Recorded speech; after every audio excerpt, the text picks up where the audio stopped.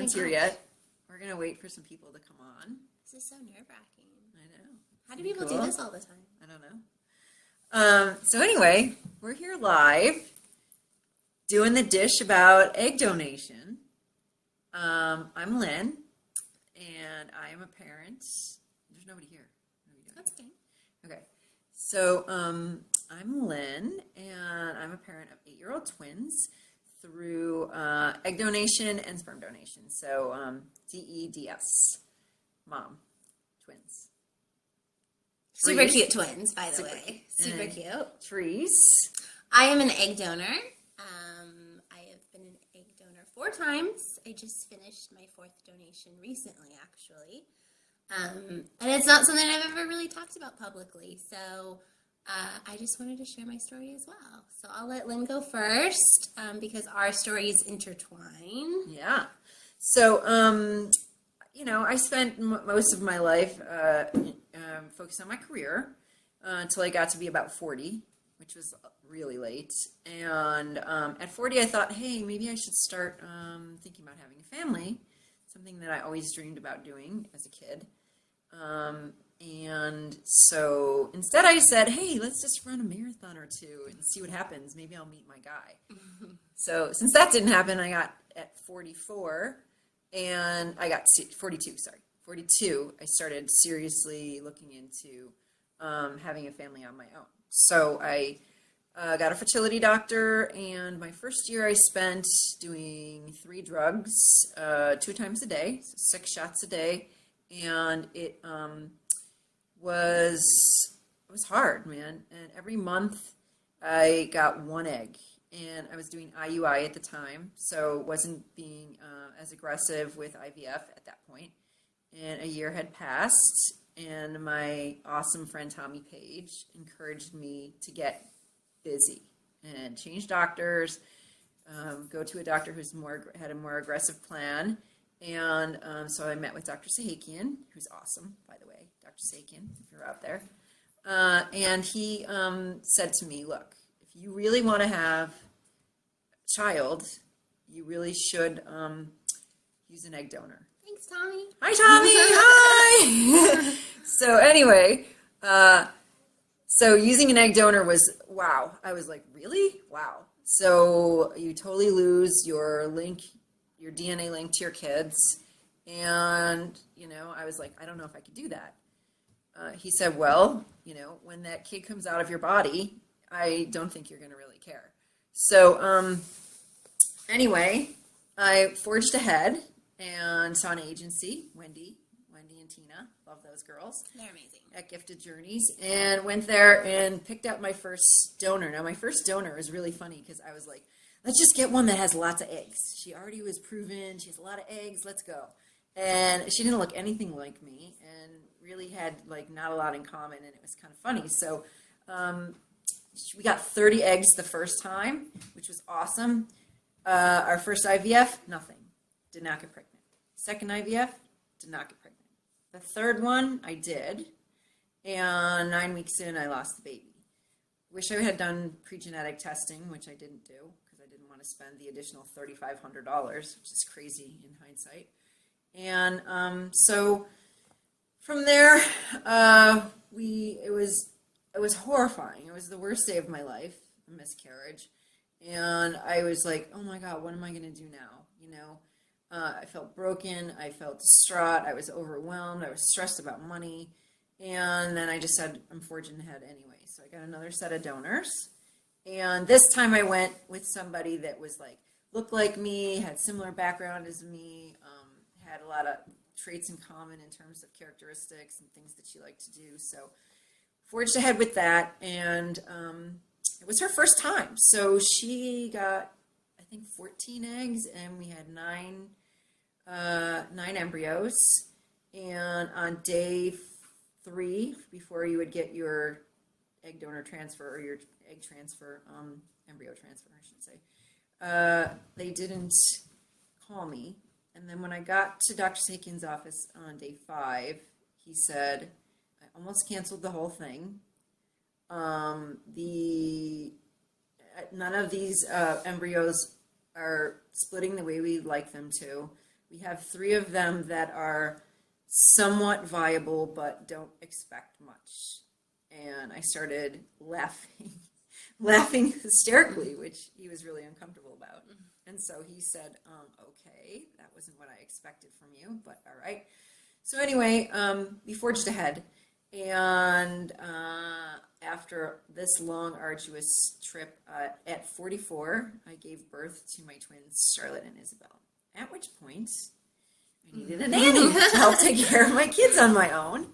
And this is where Terese comes into the mix. So I have loved kids my whole life. They've always been my passion. And I graduated with my degree in psychology and then went on to get trained to be a professional governess.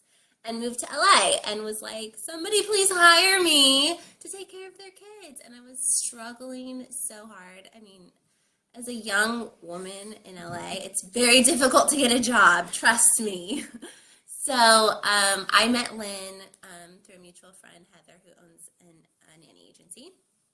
And she had these 2 little adorable babies. And I was just like, please let me take care of them. And luckily, she gave me a chance, and I beyond fell in love. You're getting emo right now. I am getting a little emotional, and I have to admit that Terese is practically perfect, so it really was helpful. Go on. Go on. She even says it on her license plate.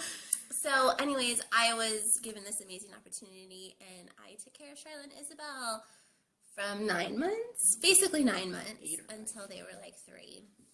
And during that time, I just fell so much in love with them, both Charlotte and Isabel, and then Lynn as a family. And I, after hearing their story and hearing how Lynn had them, I wanted to give this gift to somebody else. And I knew how much that Lynn was their mom, but they would not be in their life if somebody had come along and graciously helped.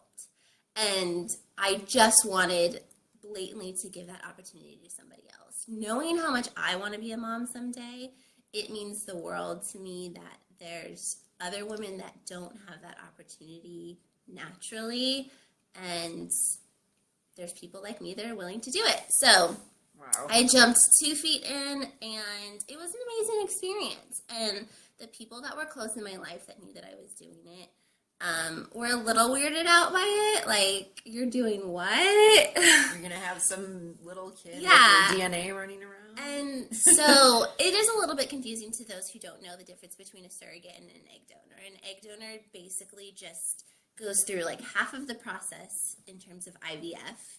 You know, you stimulate enough eggs, you give them out, but they're never like fertilized in you to have a child. It's basically like donating blood, but for babies. Well, that's the biggest myth, I think, is the egg donor gonna someday come back looking for the kids? Right.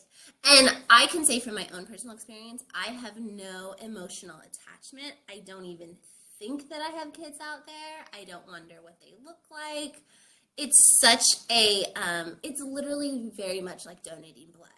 And I think for me, because of the reason that I was doing it, was mostly just because I really wanted to help out another woman. And so there was just no emotional attachment other than I hope this works for her. And I remember coming out of the procedure when they had taken my first eggs, A, asking how many did you get, and B, you know, I just want this to work. I just want this to work. And fortunately, you know, we are compensated for it. So with that money, you know, I've been able to pay off a lot of my student loan debt, you know, some credit card debt that I had from college. So as giving as it was, you know, there was definitely a lot that I got in return. And then, you know, once the procedure is done and over with, like, I just don't think about it. I don't think that there's kids out there. I don't think that, like, oh, I'm going to run into the store and see, like, somebody that looks like me. Like, it was kind of just a wrap, and I moved on with my life. And I've actually done it 4 times. I recently just finished my last one, and this will be my one, like, done. How did, Now that you have a serious boyfriend, I know that Yeah. when you just did your last one, that he was a little concerned. Yeah, so he knew that I had done this 3 times before, and being that I was in a relationship and we do plan on, getting married and having kids of our own, he had a lot of concerns. Step up, Brad. Step it up. It's a little naked over here. Just kidding, but not. So anyways, he had a lot of concerns. A, would we be able to have our own kids down the line? B, are these kids going to come find me and, want me to, adopt them? I mean, just anything. And I get these questions from everybody. So this wasn't, an overprotective. It was just people ask me these questions all the time. And this is, A, why we wanted to do this conversation, just to kind of debunk a lot of things. Yeah.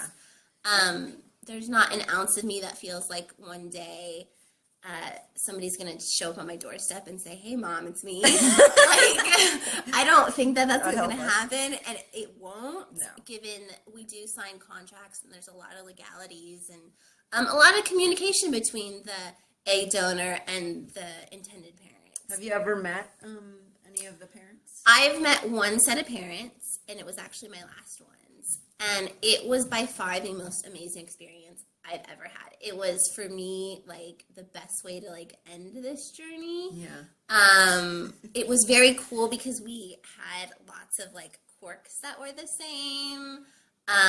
We have read the same books. We've just have the same philosophies on life. And so it was kind of cool knowing that whoever has my genetic DNA will kind of be raised with similar ideas and values and those types of things. So anyways, it was just a really therapeutic journey, I guess. Yeah, for me, I did meet Nicole, my second egg donor, who is responsible for the beauties that I have today. Hi, Linda. Hi Linda. Hi Sherry. Hi Lori.